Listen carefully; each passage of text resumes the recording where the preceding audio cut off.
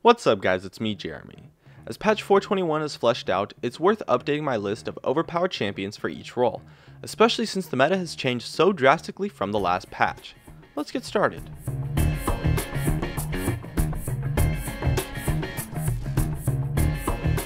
For top lane, we have Aurelia. In patch 421, the meta has leaned quite heavily towards dive comps and initiation based comps, and Aurelia is phenomenal in doing that. She's phenomenal at jumping in and diving on a target, all while sticking on them and being difficult to kite. If an Aurelia gets really fed, you can solo out multiple opponents if you aren't getting chain crowd controlled, and Aurelia has really stepped up as the prime bruiser in a meta where bruisers are dominating.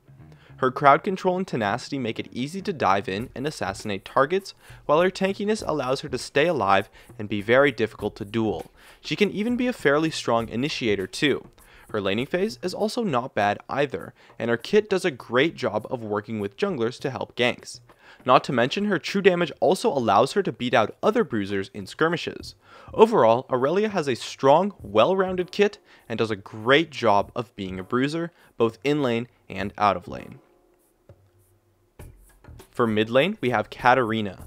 Now, Katarina is somewhat of a mechanically challenging champion to pick up, but once you get the hang of her, she's an incredibly strong champion in this patch. Her laning phase is quite solid since she has fantastic mobility and some reasonable poke too.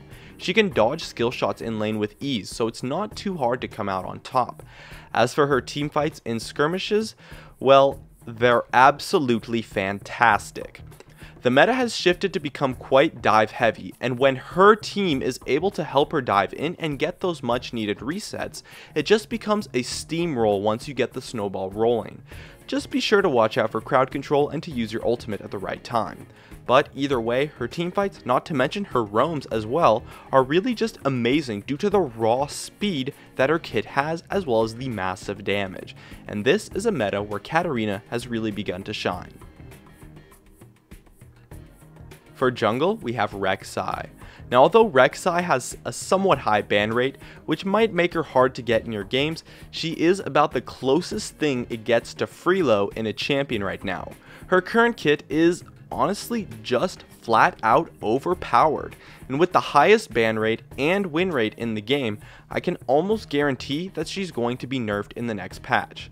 Her strong early game, phenomenal mobility, sustain, great clear speeds, high damage, and fairly tanky kit just wraps up this jack of all trades to be a powerhouse champion throughout all phases of the game.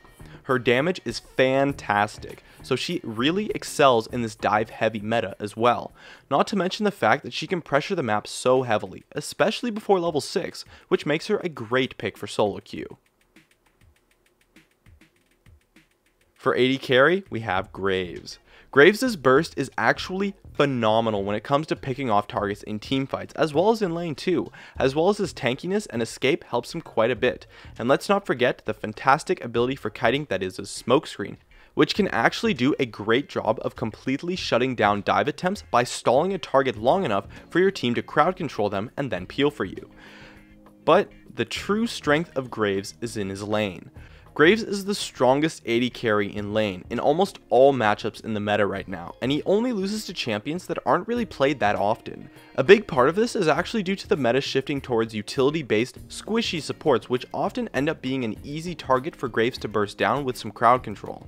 In addition, his kit and high base damage allows him to go for a bit more freedom in your item pass, whereas other AD carries might be forced into 3 specific items before being able to adapt their builds to anything in the game.